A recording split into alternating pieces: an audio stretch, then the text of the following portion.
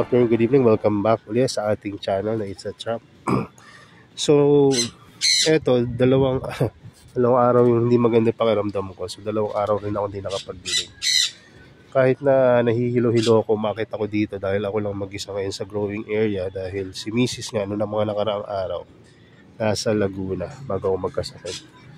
So, hindi ko naman sinasabi sa kanya yung kalagayan ko dito para hindi siya mag-alala. Pero nung pauwi na siya, doon ko na sinabi. Pinabibili niya kasi kating ko, no? Pampasakit ng katawan. Nag-hiking kasi sila. At nakagat daw siya ng antik. At pangpahid niya daw yun sa katikati. Hindi ko makakabili dahil nahihilo-hilo ako. Ayan, kaya sabi niya, may natira pa naman na konti mo nang gagamitin. Ngayon nga, ito na. Medyo okay na naman ako. At, kamusta ba sir? Sa dalawang araw na hindi po pagdidilig, may nategi ba? Sa totoo lang, puri ng Panginoon, praise God, walang namatay. Ewan ko hindi pa naman ako nagdidilig ng lahat-lahat. Yung sa mga BFT, yan, walang namatay. Tsaka sa San Juice. Although, sa Chimpanzees, may nakita ako dito. Kanina lang. Kung dahil hindi ako nagdilig. Pero yan medyo nag-brown siya. So ayan. Kailangan siguro na ito itanim ko ng mas maayos. Nakalutang kasi itong Chimpanzees ko. Dahil nakatanim lang ito ng sabihin na nating bara-bara. So kailangan ko itanim ito ng maayos mamaya. So, hindi sa tingin ko dahil hindi ako nagdilig, kundi dahil sa maling pagtatanim ko. So, ayan, nagpa-flower na siya. May request nga yung isang bumili. Sir, pwede mo makita yung flower ng mga plants niyo. So, ayan, ito yung Chimpanzees. Ito yung Tamlin. Botswana. Ito yung flower niya. Nag-close na. Pero, kita pa rin yung kulay, diba? Tsaka ako na yung papakita yung iba kasi yan flower naman sila lahat Maganda nga ng flower kumpol.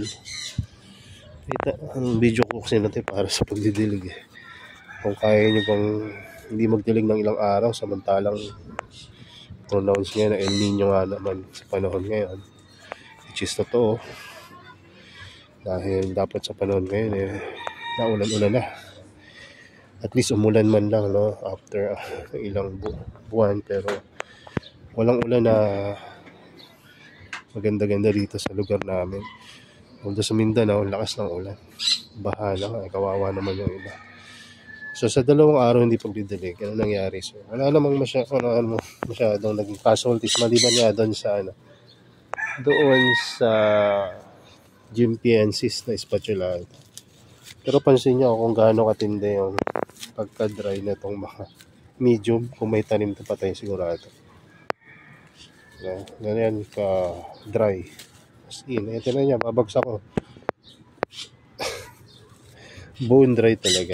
Wala na akong ma-feel na moist sa loob. Dry na dry.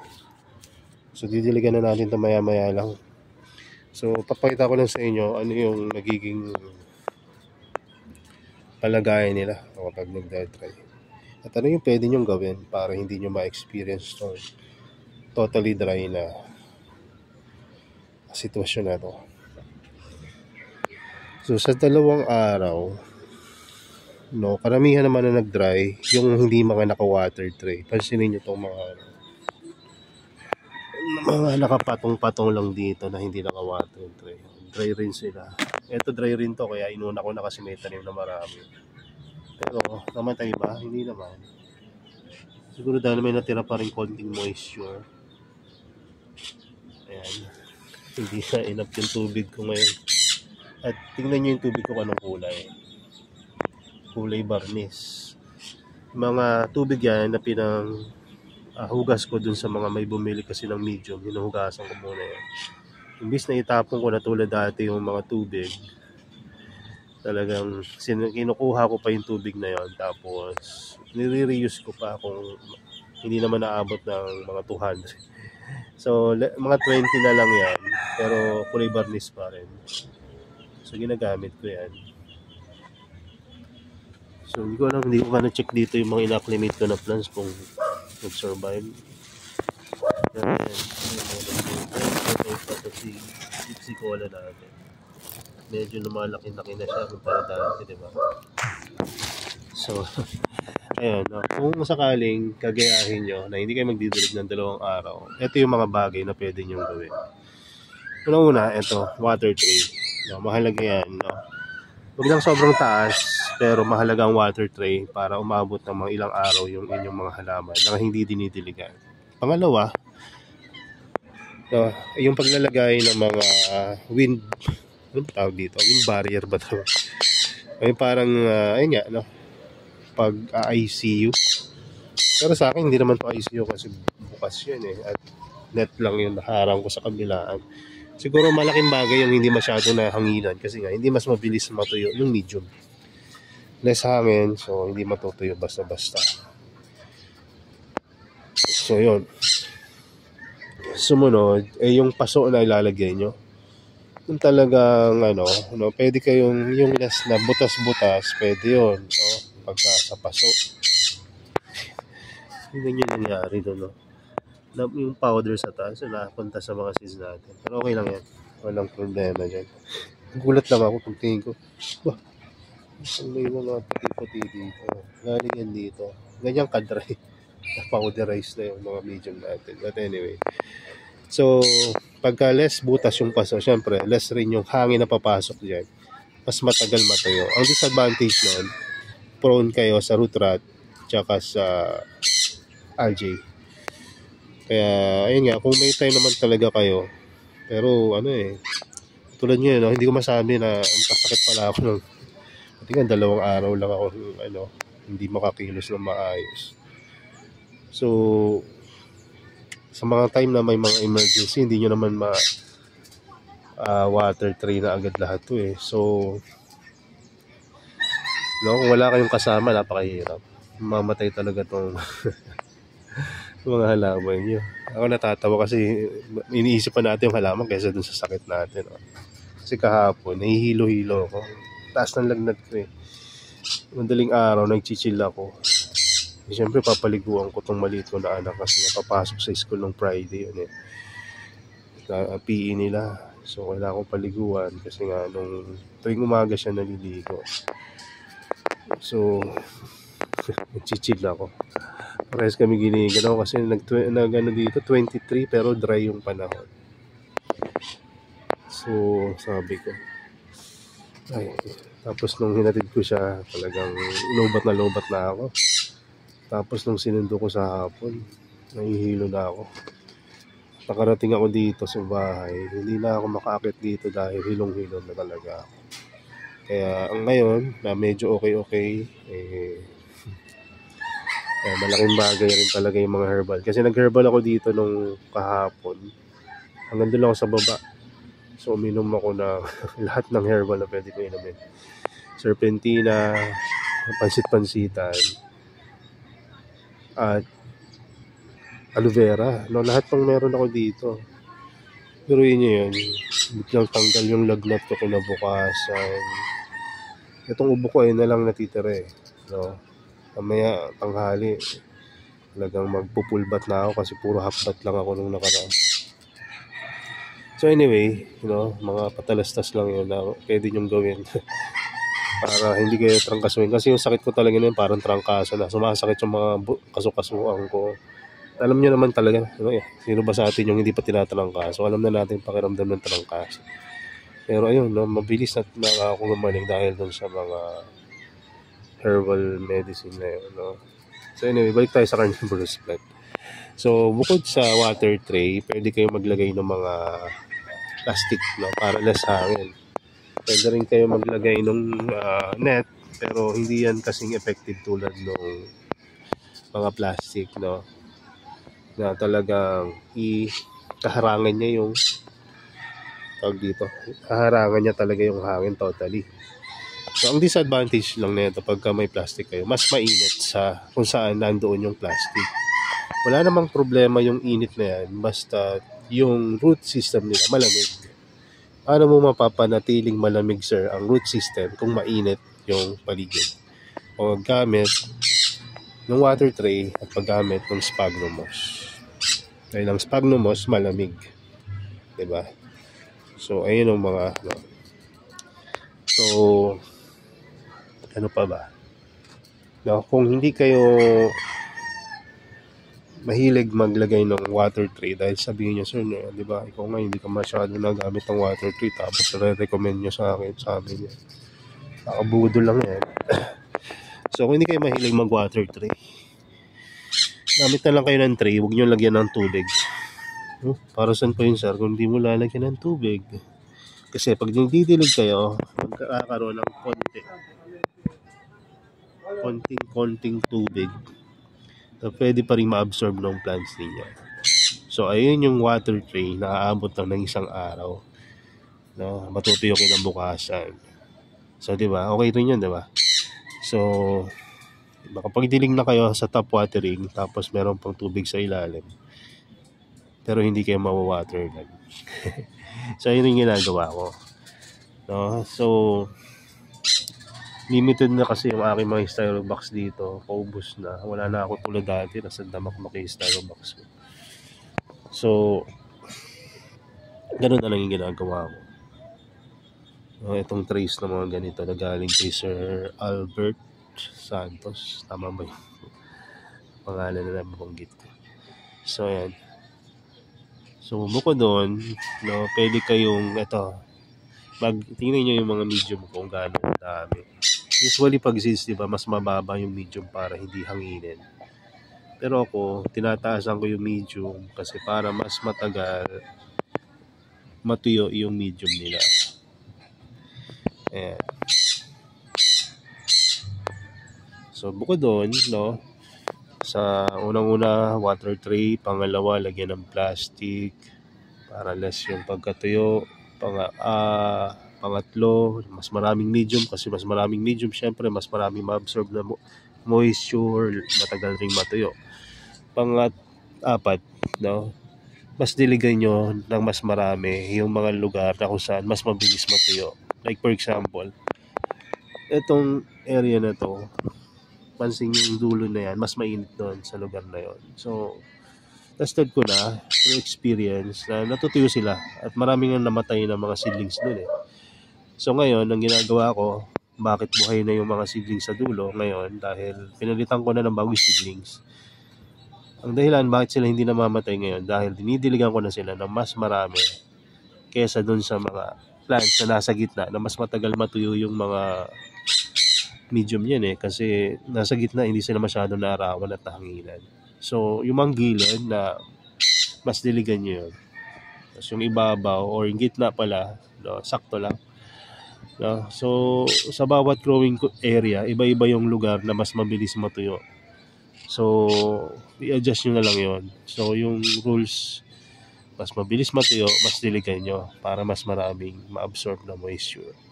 May mga time rin na may naiipon na water dyan, no? Kaya hindi sila agad natutuyo. Pwede nyo rin gawin yun tulad ng ginagawa natin dito sa mga to.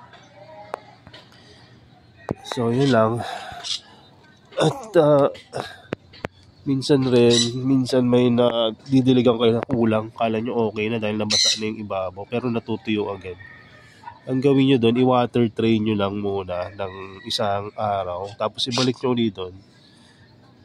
Ganun lang. Tapos pero didiligan nyo pa rin siya ng regular ha. So, nangyayari kasi noon, na-absorb niya ng husto yung water sa water tray kasi nga tuyo siya eh. So, nag-ipon siya ng moisture sa ilalim at sa gitna, pero yung ibabaw hindi masyado. Kaya kailangan didiligan nyo pa rin. So, kailangan yung gawin yun. So, anong indication? Bakit nyo i-water tray saglit? No? Yung mga halaman na hindi talaga usual ng ina-water tray, tulad ng Nepenthes, Pingicula, etong mga Sanjus na ito, no? Hindi naman natin minawater tray yan dahil kasi sa tubig yung iba. So ang ginagawa lang natin, or ang deciding factor kung kailan mo sila i-water tray, pag yung medium nila medyo magaan na than usual, no? So tulad nito, tingnan nyo, punong-puno yung medium niyan, pero pag ginawakan ko medyo magaan na, hindi pa siya bone dry pero magaan na. So pagka, eto nga, mas konti yung medium nito pero mas mabigat eh. So pag hindi mo mabuhat ng isang kamay, matubig pa yun. Pero pag eto, tingnan nyo, isang kamay na, mabuhat ko na. So medyo maano na yan, medyo dry na. So kailangan ko na i-try yan mamaya. Kaya minsan binubuhat ko rin sila.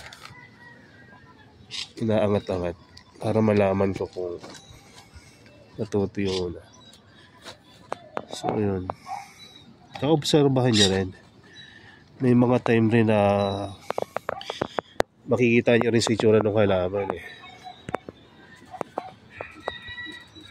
So pag nakikita nyo na pumapangit, nagde-decline, lalo na sa mga pitcher plant, ang nangyayari sa pitcher plant, pagka dry na yung kanilang medium, ito okay eh, okay yung mga pitcher plant natin dito. Pero pag nag-dry medium yan, ganito ginagawa nila, i-simulate ko na sinasarado nila yung lid nila to avoid yung pagka evaporate ng ano, para may tubig pa rin sila dun sa pitcher at magamit nila yon sa pag maintain ng kanilang buhay, diba? Magamit nila yung moisture na yan. So pagka nahuli kayo, unang magdadry yung lead niyan, mangunguluntoy, ayun yung sign na kulong na yan sa tubig at malapit na siyang maging crispy. So kailangan diligan niya na. So yun lang muna at ito pala last na to, paano lang to, kumbaga pahabol. Ginagawa na to sa mga Nepenthes, no, sa international community, malamang napanood nyo na yung mga video na yun. May tubig sa ilalim, tapos yung hindi naman natatouch ng ibabaw, pero yung humidity na galing sa ilalim napupunta rin yan sa medium, kaya mas less yung ano nyo na magdidilig kasi nga yung moisture napupunta sa ibabaw. So walang problema kahit na tubig balon, tubig gripo yung gamitin nyo sa ilalim, dahil once na mag-evaporate yan, low minerals na yun eh. So, ayun yung isa sa siguro na pwede yung technology na gamitin para less yung watering nyo. Makatipid kayo sa tubig na low ppm na mahal, like distilled rainwater na hirap. Minsan yun nga, ganito na medyo less yung ulan dito sa lugar, wala kayong makuha na pandilig. So, pag may tubig sa ilalim, basta hindi natatouch, kung kahit na 1,000 ppm basta hindi natatouch yung medium, hindi na makakasama sa inyo yan. No? So, yung kumaga ang habol nyo dyan, bakit may tubig sa ilalim? Para yung humidity, yung moisture na mag-evaporate dito, mapunta sa medium nyo. No? Ma-absorb niya. So, tagal siya matuyo kasi bukod sa malamig, yung paligid dahil nga may tubig sa ilalim. Effective talaga. Sa ibang video ko na ipapakita sa inyo yung effectivity ng ginagawa natin. Sa mga secret yan eh. So mamaya i-separate videos ko naman. Napanoodin nyo na lang.